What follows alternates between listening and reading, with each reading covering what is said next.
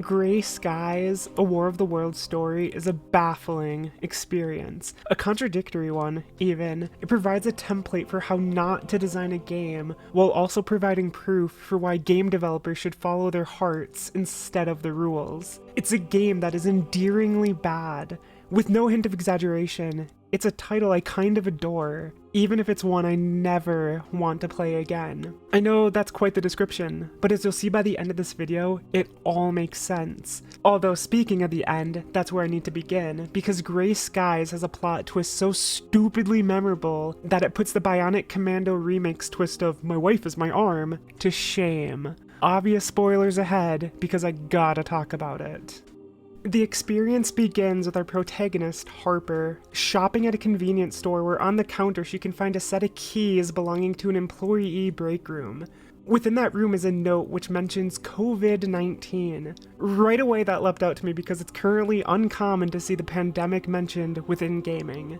Plus, being the highly intelligent and cultured person that I am, one of the voices in the back of my mind began screaming. Within the novel, The War of the Worlds, it is bacteria and viruses and other pathogens which take out the invading Martians. So is COVID about to swoop in and save the day? Would Gray Skies end with everything we know and love being rescued by the current global bastard? Just that alone is so goofy as to be awesome. A weird subversion of our current situation, one which would work within the confines of the fiction that the game borrows from. But no, that's not what happens. That's not what happens at all. Take that, my intelligence, you're actually stupid, because you, me, fell for a trick, a trap card carefully laid out to ensnare those who believe themselves capable of figuring it all out. Because what actually happens is a subversion of the tale we've all come to know and love. For you see, as things are seemingly winding down to a close, and after finally reaching the destination Harper has fought so hard to reach, she is captured. Conveniently just moments after obtaining an EMP grenade. It's while inside the alien tripod she activates it and breaks free of her bonds, which then allows her to destroy the robot from the inside, bringing it crashing down where she escapes the wreckage largely unscathed. As she walks free, she comes upon a new world, one transformed by the infamous red weed. Limping due to her injury, she slowly works her way back through a city as tripods in the distance march on. By all appearances, they are healthy and powerful. They have won. The germs aren't saving the day here, at least not yet. Instead, she continues pressing forward only to see a man named Jack. He's a survivor who helped us earlier, and he is here to provide refuge. It's at this moment the screen goes black, and just before the end credits roll, a conversation breaks out which ends with Jack coughing. The final line is him blaming it on a cold. Yes, our hero who experienced hell and back, surviving plane crashes and alien capture, is now confined with a COVID patient in a world where hospitals are no longer functioning. The implication being that she will contract it and likely die. A complete reversal of what the note initially led me to expect. The aliens are our enemies, but so too are our germs. It's so stupid that I love it, and that best sums up this game. It's incredibly stupid, but I love it. Now pop that logo so this video can officially begin.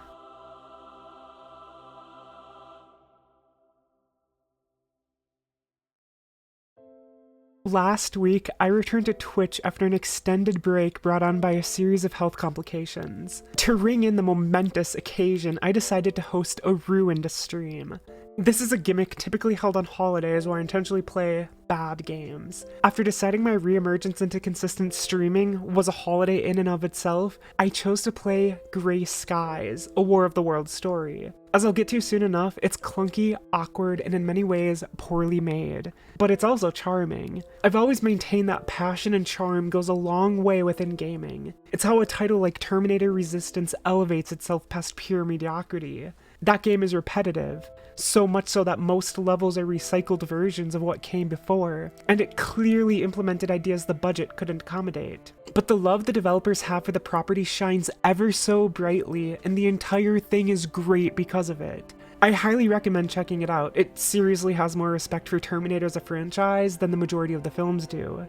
As for Gray Skies, it's no Terminator Resistance. It's one I'd struggle to recommend to most people. On a rating scale, it'd land in the 4 to 5 out of 10 range, and that might be me being generous. It's not exactly good, but that doesn't mean I dislike it.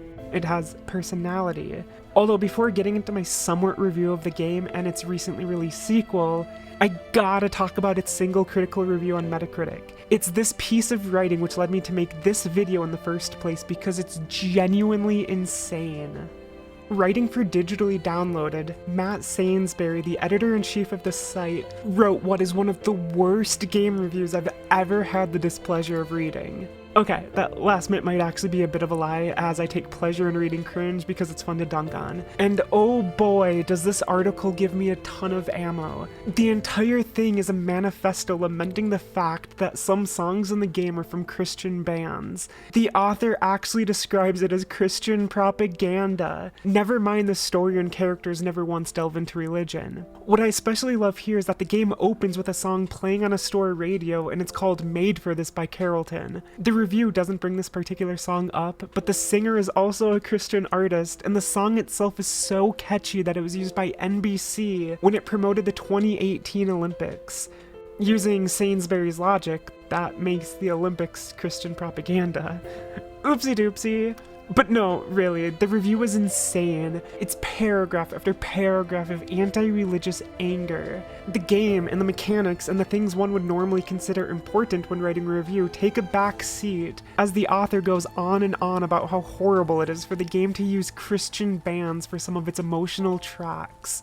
I can't stress this enough. He actually believes it is a legit propaganda. Now here's a brief snippet of a song that plays after the protagonist survives a plane crash so you can judge it for yourself.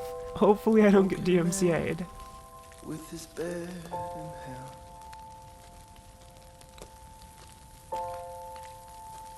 dug my own.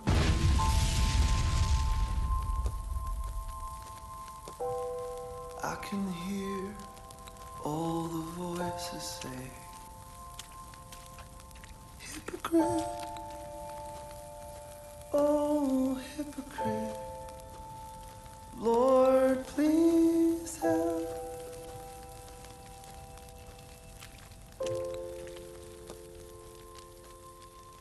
As you can hopefully tell from that clip, it's about setting a mood. The woman just survived a devastating disaster, and on top of that, aliens are invading. That makes the lyrics of, quote, Lord please help, the end of my rope, I have no other place to go, run away, oh run away, Lord please help, end quote, make quite a bit of sense. She's near death, trying to get away from the ensuing flames, and so she is quite literally at the end of her rope and mentally begging for help.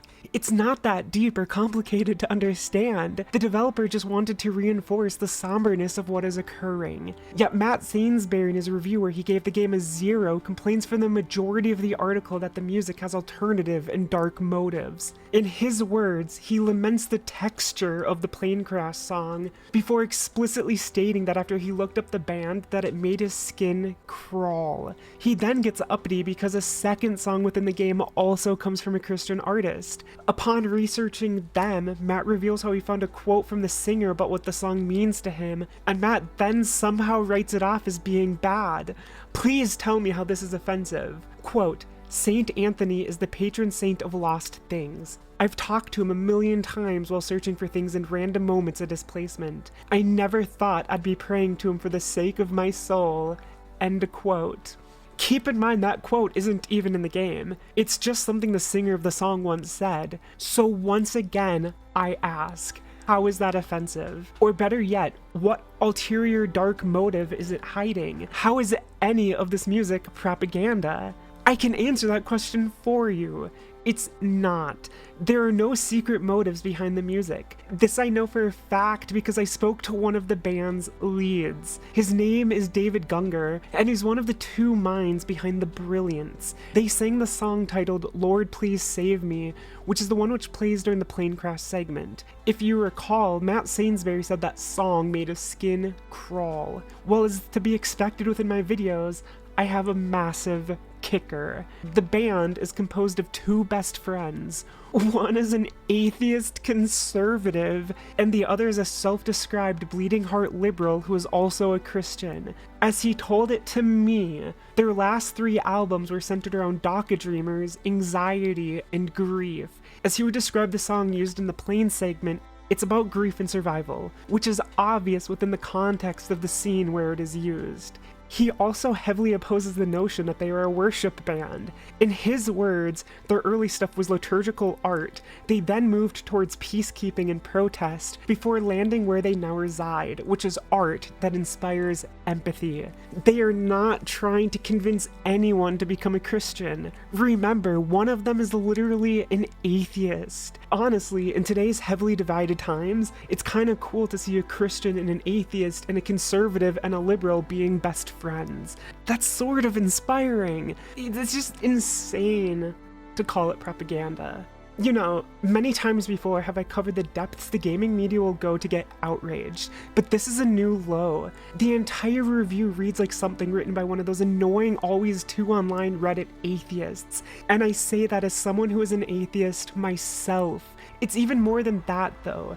It is horseshoe theory come alive. There is no difference between this author and an actual bigot who is mad because a game has black people. In many ways, I'm reminded of a Twitter exchange with one angry gamer from 2019. The site had published an outrage article about how Celeste DLC contains pride flags. The piece mentions how the title was always suspected of being themed around left-wing propaganda. It goes so far as to state, and I'm reading this verbatim, quote, "What did I tell you all before? Celeste was a gateway that leads you down a road towards the destruction of Western civilization," end quote. Fucking insane. Rightfully, people jumped in to mock it, with one person stating that OAG was making a mountain out of a molehill, which he was. Keep in mind that Celeste is an original IP, so it's not like it's changing the sexuality and gender of pre-established characters. Had that been the case, I could understand if people got irked. Changing canon to appeal to new crowds is lame, but again, that's not what happened here. Anyways, OAG replied to Mr. Molehill with a comment about how the flags are the most colorful thing in the photo, a move which forces the player to look at them. This retort was made so much better when someone else posted the full picture as it is depicted within the game, which showed how tiny and almost unnoticeable the flags are compared to everything else. OAG then said he wasn't talking about the full picture, and that if you zoom in to look at the flags, they're still the most colorful entities within that particular frame. A clear admittance that he's just nitpicking reasons to attack his political rivals. And in that sense, as I see it, there's almost no difference between one angry gamer and most hyper-woke outrage-baiting game journalists. They both reside on a spectrum of endless paranoia, terrified of anything that doesn't suit their beliefs. Consider this line from Matt's review, quote, "The creators of Grey Skies, a War of the Worlds story, clearly, explicitly snuck Christian worship propaganda into their game." End quote. How, in any way, is that different from OAG's comment of left-wing propaganda and the fall of Western civilization? As far as Matt Sainsbury review goes, there's so much more to tear down, but for the sake of brevity, I'll push a bunch of it to the side. The only other thing I want to focus on is his rationalization for why his anger is warranted. He mentions how his music choice was disrespectful towards H.G. Wells's work because he is known as having distanced himself from religion.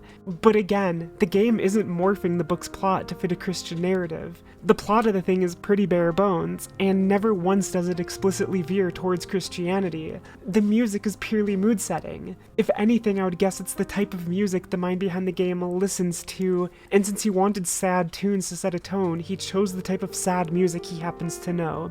And my guess is that's all it was. It's sad music. It's crazy to describe it as Christian propaganda. It's so obvious the author is just an angry atheist lashing out at anything and everything which ever so slightly brushes against religion.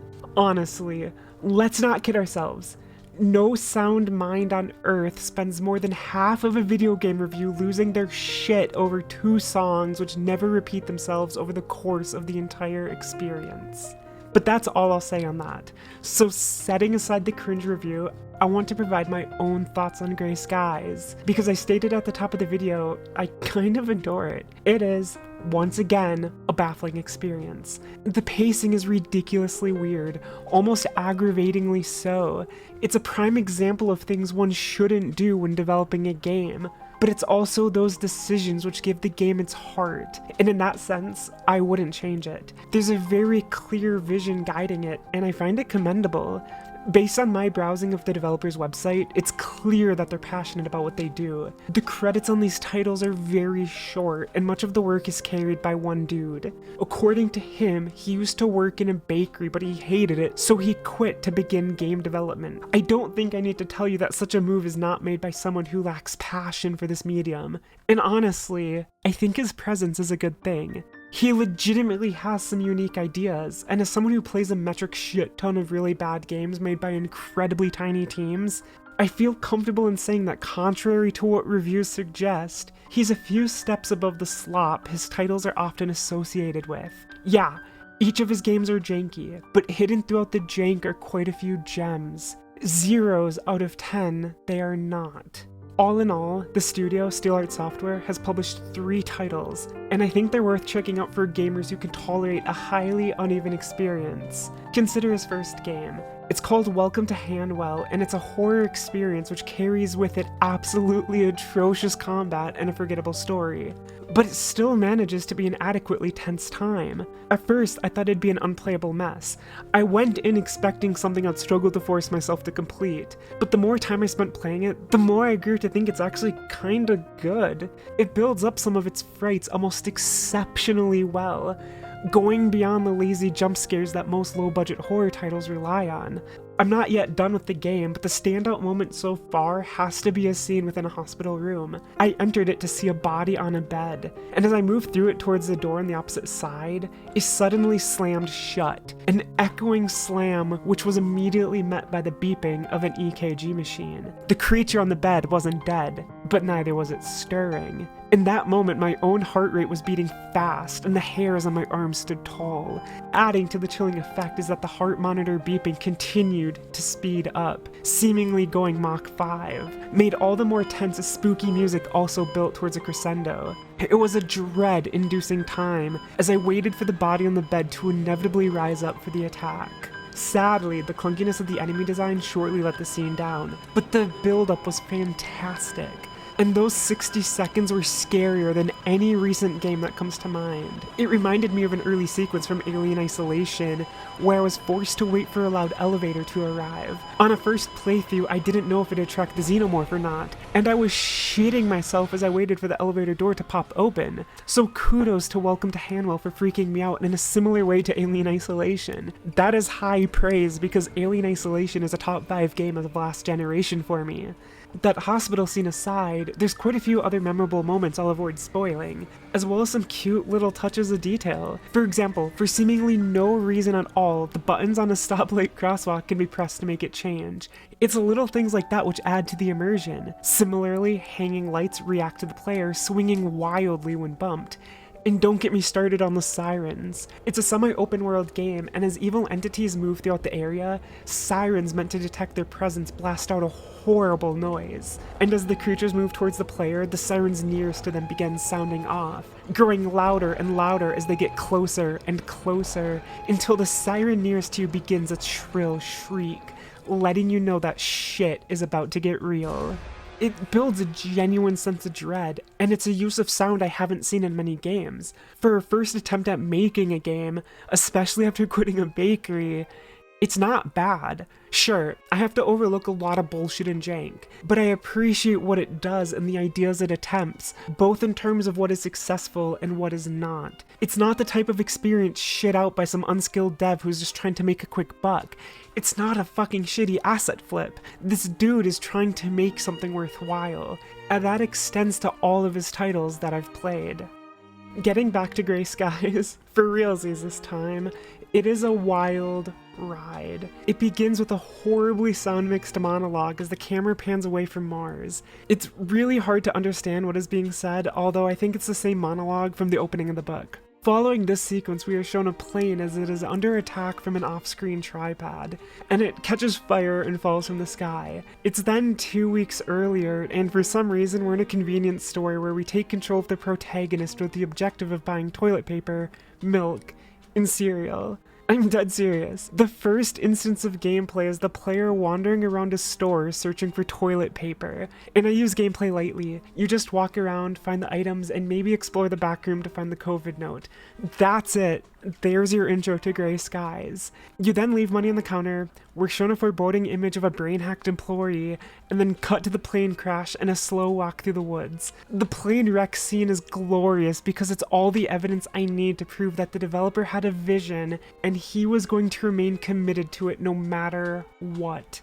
As Harper walks through those burning woods, the music accompanying it is intended to get the player reflecting on those who died and the direness of the situation. It fails at that for a myriad of reasons, but I respect the attempt because god damn, the developer tried his absolute hardest to draw an emotional response out of the player. The fucking scene lasts for 4 minutes. I timed it. For 4 full minutes, I endured a slow limp through the woods, awkward animations and all. And again, remember, there's been no real gameplay or tutorial yet. That's such a bad way to start a game, but I dig it. And that weird pacing is a huge part of the whole experience, because following the woods walk, you end up on a farm where for the next 20 to 30 minutes, there's once again not much to do. That may be a little unfair to say. The section is built around exploration, tutorials, and ever so minor puzzle elements, but there's no combat, enemies, or stealth, which is what the rest of the game is designed around. It's at this farm that some of the awkward charm pulled me in. For no reason at all other than to obtain a trophy, you can chase a pig around and lock it in a pen. There's also soccer balls which can be kicked into nets. Maybe I'm too easily pleased, but I also appreciate that the first code you ever type into a keypad is 0451. Kudos if you know the reference. My first time through that area took 30-ish minutes as I explored every nook and cranny, but it can be completed much sooner. The main goal is to obtain some car keys and to get the garage door open. Throughout this process, the player is taught how to throw rocks, create craftable items, and to use focus vision, because for some reason there's focus vision. Someday I'll make a video rant about focus vision because I fucking despise that mechanic. In terms of creative elements, I really love how health is shown to the player. It's displayed on a tablet which is shoved into the side pocket of a backpack. That's actually a neat idea which sort of harkens back to Dead Space, and it's little things like that which further endear me to this game. There's no overly intrusive HUD, and I respect any creator who can weave important status information seamlessly into the world. Sure, it could be seen as immersion breaking, as during stealth sequences you have a bright light on you, but shut up, you nitpicking nerd. It's still cool to me, damn it. As another example of a weirdly endearing element, there's these wooden cutouts inside a cave, and if you press a button, they act out a very short scene. They're just there for no real reason, but it's adorable. The developer spent time making these just because. Backtracking back to the farm, after the garage was opened, I took control of a car. Never again in the game do you drive. It's a mechanic which exists solely for a single scene, and wow did they make it memorable. For the next 3 minutes, yet another overly sad song plays, lasting up until the car breaks down and Harper is forced to walk to an auto shop. Remember, there still hasn't been any real gameplay, and this is the second lengthy somber music scene. It's borderline absurdist, comical even, and yeah, I laughed during it. I wasn't supposed to, but I did. And I love this stupid game because of every one of these silly decisions. Speaking of funny, at the auto shop, Harper enters the store looking for people, only to then murder the first dude she finds, all before it's even been established to her that he's a bad guy. No shit. Everywhere she's gone up to this point, she sought out a living person. Yet when she enters the auto garage, she immediately jumps into stealth mode where she works her way to a car which she drops on a dude. He is controlled by the aliens, and is in fact not a good guy. But from Harper's perspective, she has no way of knowing this. He hasn't attacked her yet. Just the game told us he's bad, so he's bad. I don't know, it's just really funny to me.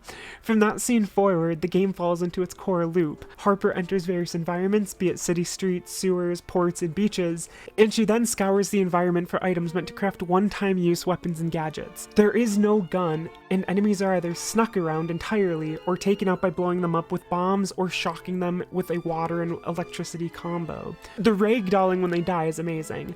More games need bad ragdolling. It will never not be hilarious to witness. As far as stealth goes, I'll be blunt. The AI is atrocious, and the game is very easily cheesed, especially once you unlock the ability to create bombs. I just ended up running around and I'd let all the enemies in an area group up around me, then I'd blow them up at once. It was great. I fucking love this ragdoll. Not great is the first tripod encounter. It's poorly designed and lame.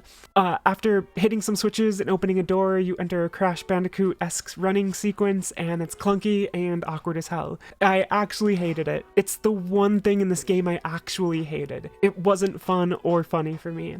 As for other encounters with tripods, they're fine, nothing special, and their weak sequences kind of spell out why humans are 99% of the enemies you face. Coding massive robots in engaging situations is probably hard and not likely up to the task of this dev team who is still learning to properly make games. No offense to them, it just is what it is. It certainly doesn't sour me on the game.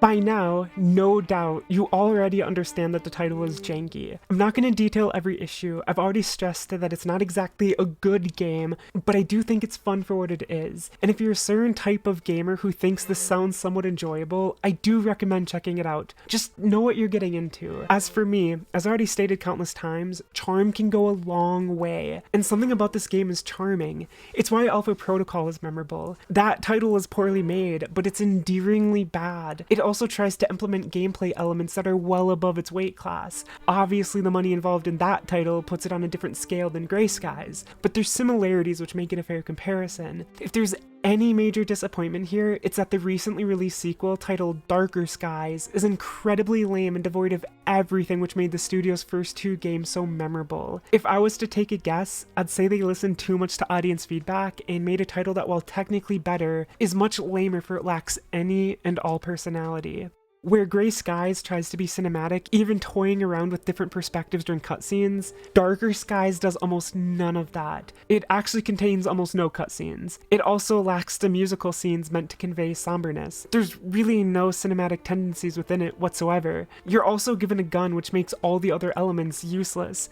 I just shot my way through the entire experience, nailing endless headshots. Disappointingly, it also follows Jack, the presumed COVID patient from the end of the first game. A move which somewhat unravels my interpretation of how Gray Skies wrapped up, which stings given how excited it made me. Although maybe Harper still got it and died. Unless I missed it, she isn't mentioned anywhere, so in my head, I'm sticking with my interpretation of the first game's conclusion. As for the objective of Darker Skies, it's a bit more freeform, which I liked. The goal is to obtain parts to a heat ray which will let Jack blast open an underground bunker door. The parts can be obtained in any order, so from a centralized hub, players can tackle levels as they please. The levels aren't even terrible, they are far more varied than the first game, and they do actually look somewhat nice, all things considered. I certainly appreciate the one that took place on a Renaissance fairgrounds. It even contains a mini haunted house. I just wish it veered more towards absurdist design. Take the centralized hub, there's nothing to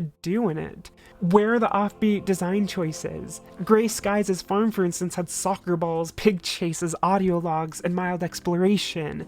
Its cave system had weird little wooden puppets, and Welcome to Hanwell had interactable stoplights for no real reason, and those are just a few examples. But Darker Skies lacks all of that personality. Sure, it's a technically better game, it sounds better, looks better, plays better, and the levels are better, but the heart is gone. I beat it in less than 3 hours, and when it was finished, I just sat there disappointed. I felt the same way my own family feels towards me. I had assumed that after how Gray Skies ended, there'd definitely be a unique twist at the end of this one, but after the heat rays booted up, we're shown a hole in the door, never seeing inside the bunker, and then Jack sends off a radio message in the hope survival's a journey towards his new realm of safety, and that's it. There's no awkward or witty dialogue, almost no charming interactables, practically no cutscenes, and no absurdist design elements. I wanted more overly long music scenes. I wanted random interactables like a stoplight or a wooden puppet inside a cave. I wanted to play this and laugh at the weirdness of its personality. A convenience store where I'm told to buy milk, cereal, and toilet paper is a poor way to begin a game. But is it really? I'll remember that because it's so weird and different. I can't say the same for how Darker Skies begins. As I sat writing the script for which this video is based, I was already racking my brain trying to recall how it starts, and it was only a week ago that I played it. I think you're just instantly thrust into a tutorial and that's it. There's nothing worth remembering. All the charm, uniqueness, and personality was wiped away. On one hand, I'm pleased to see the developers improving on a technical side of things. I think he's a really bright spot within this tier of gaming. But if his improvement comes at the cost of his personality and weird decisions, I'd rather he continue to make worse games, because then at least they'll stick with me. I'm not being flippant or facetious. I adore Gray Skies and Escape from Hanwell. There's something to them, and I want more of that. I need more of that. Please, Steel Art Software, give me more of that, because fuck the haters. You're awesome, and there's an audience out there who adores you.